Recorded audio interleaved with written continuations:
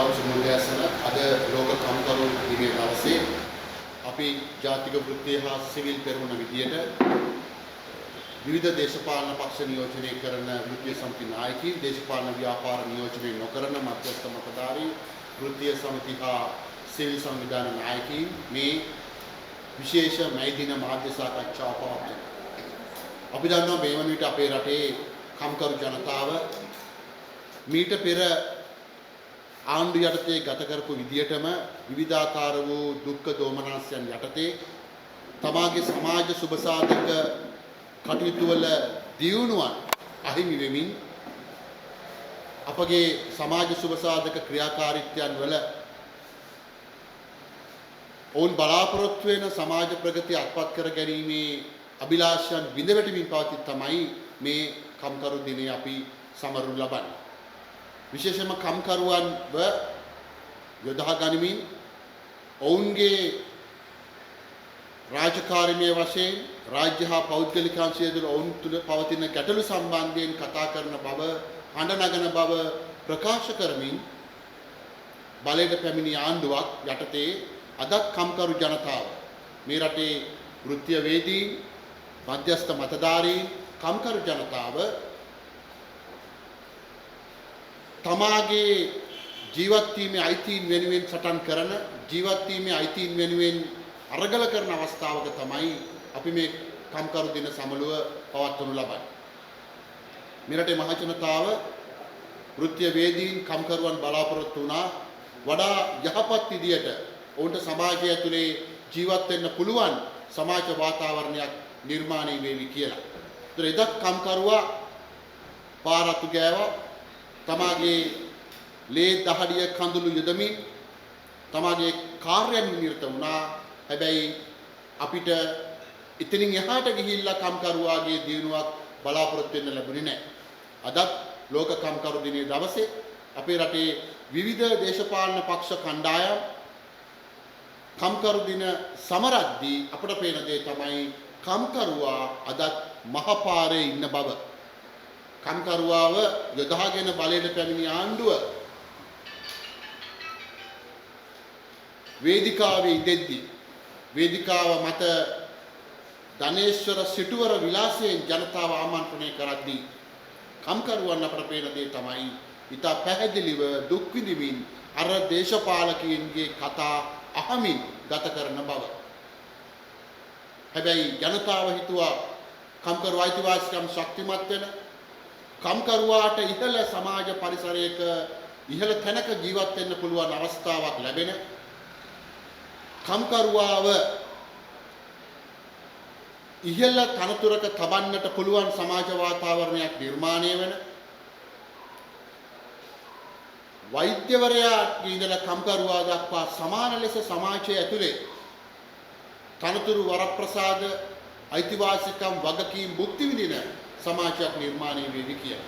හැබැයි සිදු වුණේ කම්කරුවා ඉහළ සමාජ තලයකට යනවා වෙනුවට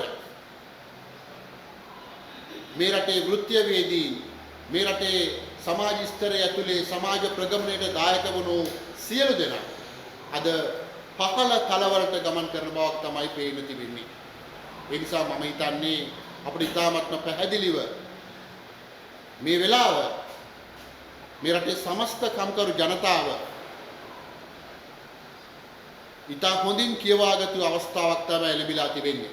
අපි මේ කම්කරු දිනේදී ආණ්ඩුවට දෙන පණිවිඩය තමයි කම්කරුවාව බොරු සීනි බෝල වලින්, එහෙම නැත්නම් අයිස් ක්‍රීම් වලින්, අයිසින් වලින් රැවටීම වෙනුවට සැබෑ ලෙස ඔවුන්ගේ අයිතිවාසිකම් ලබා දීමේ වැදගත්කමක් පවතිනවා.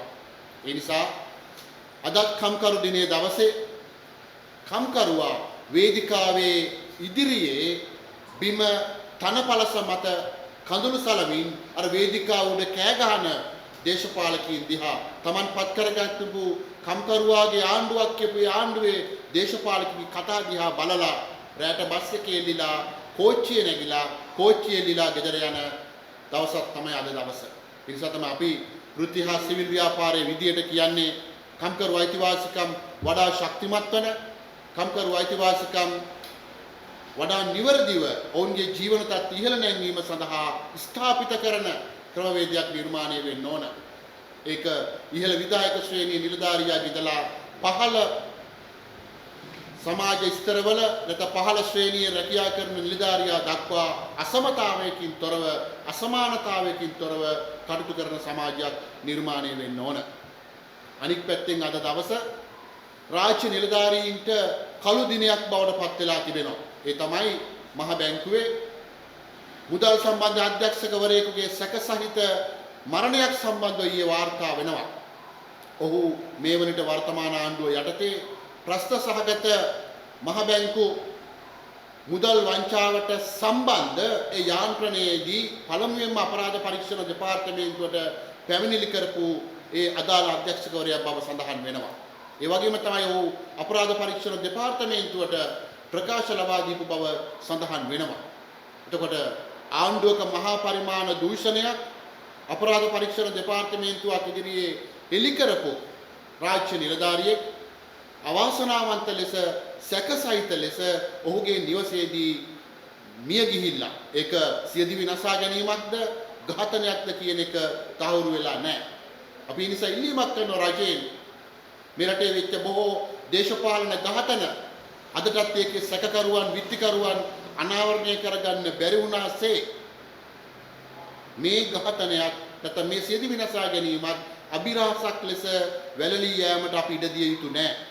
ඒ නිසා මේ මරණය සම්බන්ධව වෙනම විශේෂ පරීක්ෂණයක් ක්‍රියාත්මක වෙන්න ඕන. මේක සියදිවි විනාශා ගැනීමක්ද ඝාතනයක්ද කියන එක පරීක්ෂා කිරීම සඳහා අපි ඉල්ලීමක් කරනවා සෞඛ්‍ය අමාත්‍යාංශයෙන් සෞඛ්‍ය ලේකම්වරයාගෙන් විශේෂඥ අධිකරණ වෛද්‍ය විද්‍යා කමිටුවක් හරහා මේ මරණ පරීක්ෂණය සිදු කළ යුතුයි. මොකද අපට අවාසනාවන්ත සහ කනගාටුදායක අත්දැකීම් තිබෙනවා. මීට කලින් කරපු සමහර සැකසහිත මරණවලදී ලබා දීපු අධිකරණ වෛද්‍ය විද්‍යා වාර්තා පසුව අභියෝගයට ලක් වුණා, පසුව සැකයට ලක් වුණා, පසුව අසත්‍ය බව අනාවරණය වුණා. ඒ නිසා පිළිීමක් කරන මේ වෙලාවේ මේ මරණය සම්බන්ධයෙන් අපක්ෂපාතී පරීක්ෂණයක් වෙන්න ඕන. අධිකරණ වෛද්‍ය විද්‍යා කමිටුවක් කරහා මේ මරණය සම්බන්ධව පරීක්ෂණ කරලා සත්‍ය ජනතාවට පැවසීමේ වගකීමක් ආණ්ඩුවට තිබෙනවා. ඒ නිසා අද කම්කරු දිනයේ දවසේ මේ මියගිය මහ බැංකු අධ්‍යක්ෂකවරයාගේ මරණය සම්බන්ධයෙන් අපි සමස්ත වෘත්ති හා සිවිල් ව්‍යාපාර විදියට ශෝකය පළ කරනවා. හැබැයි මේ මියගිය මරණයත් එක්ක මේ රටේ රාජ්‍ය නිලධාරීන්ට මේ රටේ කම්කරුවන්ට පණිවිඩයක් ලැබෙනවා. ඒ තමයි ඔබ කරන රාජකාරියේ වගවීම සහ වගකීම. ඒ උපදෙස් දීපු දේශපාලකයන් නොව අවසානයේ ඔබ මතින් තමයි වන්දි ගෙවන්නට සිද්ධ වෙන්නේ. මීට මාසයකට විතර කලින් තවත් මේ වගේම සැකසහිත සියදිවි විනාශා ගැනීමක් සිද්ධ වෙනවා. ඒ තමයි හිටපු සෞඛ්‍ය අමාත්‍ය කිහෙලිය රමුක්කල් අමාත්‍යවරයාට එරෙහි අල්ලස් නඩුවේ ප්‍රධාන සැකකරු සියදිවි විනාශා ගන්නවා. ඒතර මේ වගේ ප්‍රධාන නඩුවල සැකකාරයන් සාක්ෂිකාරයන් සියදිවි විනාශා ගන්නේ ඇයිද කියලා බරපතල සැකය නිර්මාණය වෙනවා. නිසා අද කම්කරු දිනයේ දවසේ අපි ඉතා පැහැදිලිව නැවත ආණ්ඩුවට කියනවා කම්කරු අයිතිවාසිකම් ආරක්ෂා වෙන කම්කරුවාට සමාජය ඇතුලේ වඩා යහපත් ජීවත් වෙන්න පුළුවන් වටපිටාවක් නිර්මාණය වෙන්න ඕන. රාජ්‍ය නිලධාරීන්ට අර්ධ රාජ්‍ය නිලධාරීන්ට ඉතා සාමකාමීව නිදහස් මනසකින් කටයුතු කරන්න පුළුවන් අපසරියක් නිර්මාණය විය යුතුයි කියලා පවසනවා.